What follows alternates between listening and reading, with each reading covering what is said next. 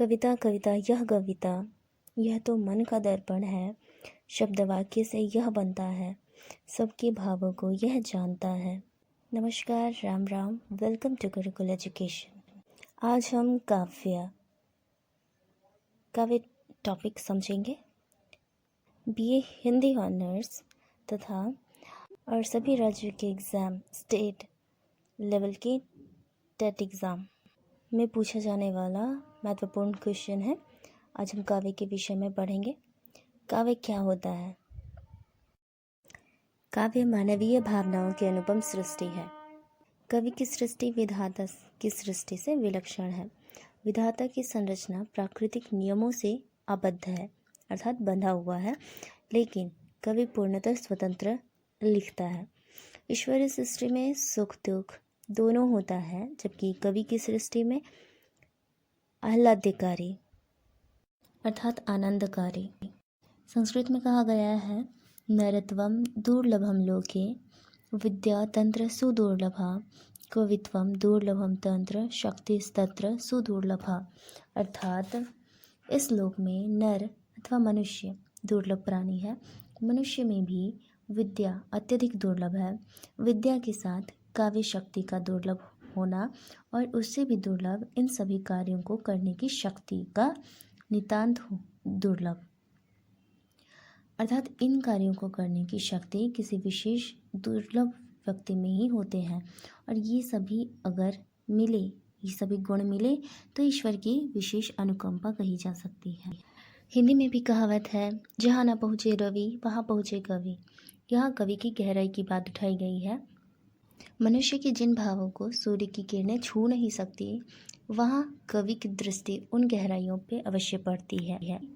कवि उन गहराइयों को छू पाता है।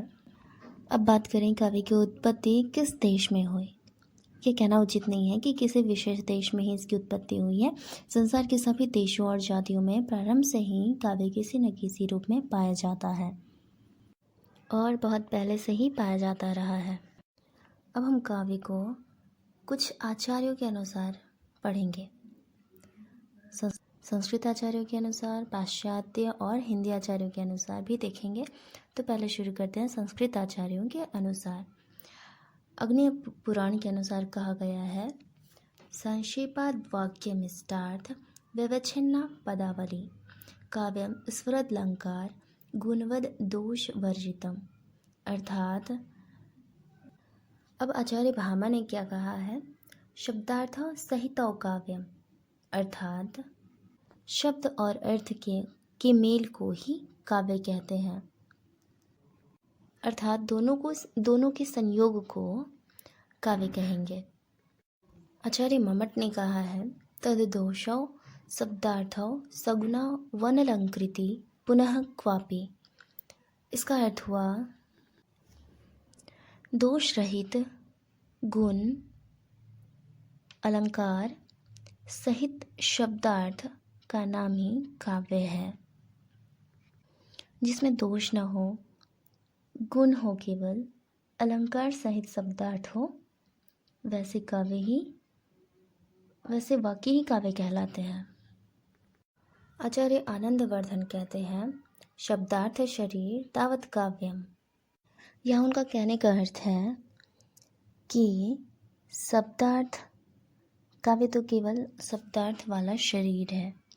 अर्थात जिस तरह मनुष्य का शरीर हाड़ मांस से बना हुआ है, उसी तरह काव्य भी शब्द और अर्थ से बना हुआ है।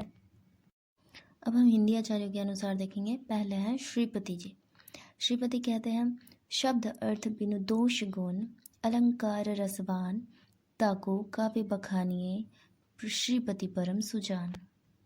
जिनमें शब्द अर्थ हो, जिसमें दोष ना हो, गुण हो, अलंकार हो, ऐसे रस युक्त वाक्य को ही काव्य कहा जाना चाहिए, ऐसा श्रीपति का कहना है। अब रामचंद्र शुक्ल के अनुसार देखेंगे, जिस प्रकार आत्मा की मुक्तावस्था ज्ञान दशा कहलाती है, उसी प्रकार हृदय की यह मुक्तावस्था रस दशा कहलाती है। हृदय की इसी मुक्तावस्था, माफ करें, यहाँ मुक्तावस्था होगा, इसी मुक्तावस्था की साधना के लिए मनुष्य की वाणी जो शब्द विधान करती आई है उसे कविता कहते हैं।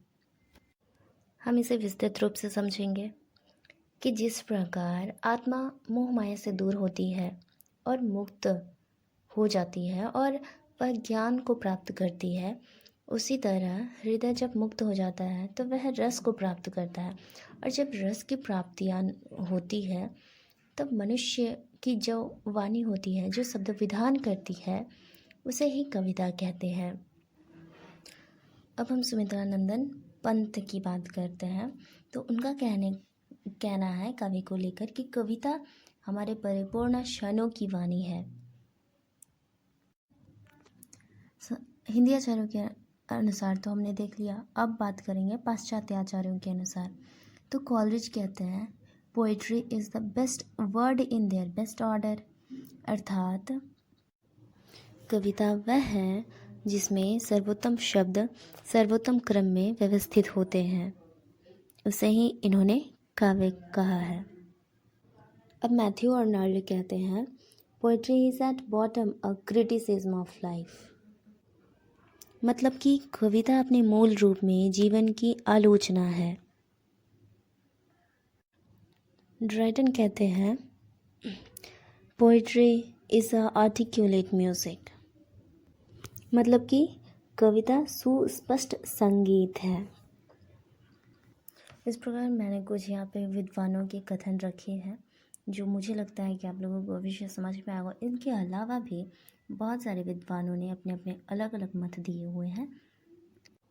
इन सभी के कथनों के आधार पर काव्य की परिभाषा दी जा सकती है।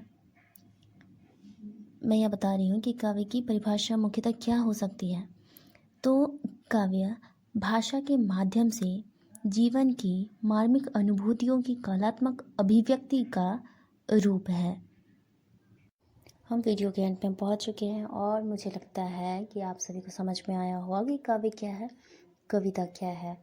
आगे मिलेंगे नेक्स्ट वीडियो में नेक्स्ट टॉपिक के साथ। तब तक के लिए जय हिंद, जय भारत, धन्यवाद।